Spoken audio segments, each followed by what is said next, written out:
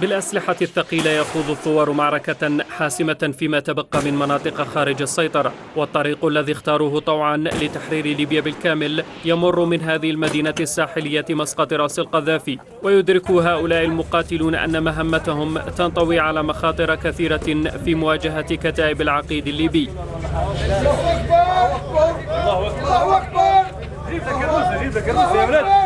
ويبدو أن تضحيات الثوار في سبيل تحرير مدينة سرت كانت حافزا لإحداث تقدم سريع على الجبهة الغربية، فقد أجبرت قواتهم كتائب القذافي على الاندحار إلى داخل المدينة بالصواريخ والقذائف ونيران المدفعية الثقيلة.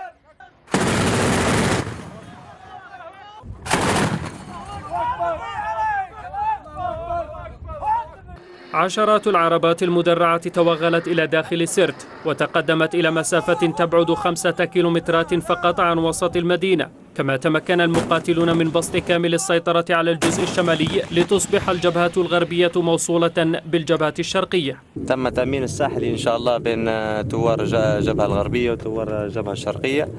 عن جزيرة بوهادي. القادة العسكريون تحدثوا عن توقف مؤقت للقتال بدافع إنساني كما جرت العادة خلال الأيام الماضية، حيث يستمر تدفق المدنيين من مدينة سرت إلى خارجها، كما أن الوضع الحالي قد يجعل الموالين للقذافي أمام خيار وحيد هو تسليم أنفسهم للثوار.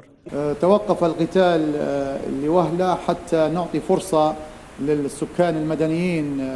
بالنزوح أو الخروج من داخل مدينة سرت. المتحدث العسكري أكد أيضا إحكام الثوار سيطرتهم على ميناء سرت ومطارها وبعض قواعدها العسكرية، مشددا على أن أولوية الثوار هي تحرير ليبيا بأكملها وضمان أمن المدن المحررة، مشيرا إلى أن القبض على القذافي ليس هدفا رئيسيا في الوقت الراهن، وذلك في ظل معلومات غير مؤكدة عن تواجده بالقرب من بلدة غدامس قرب الحدود الجزائرية، وأخرى مؤكدة عن رصد نجله المعتصم بالله في مدينة سرت ونجله الآخر سيف الإسلام في بني وليد، وهي إحدى آخر معاقل كتائب القذافي التي يستعد الثوار لتحريرها في ظل تعرضهم للقصف بين الفينة والأخرى من داخل تلك المدينة.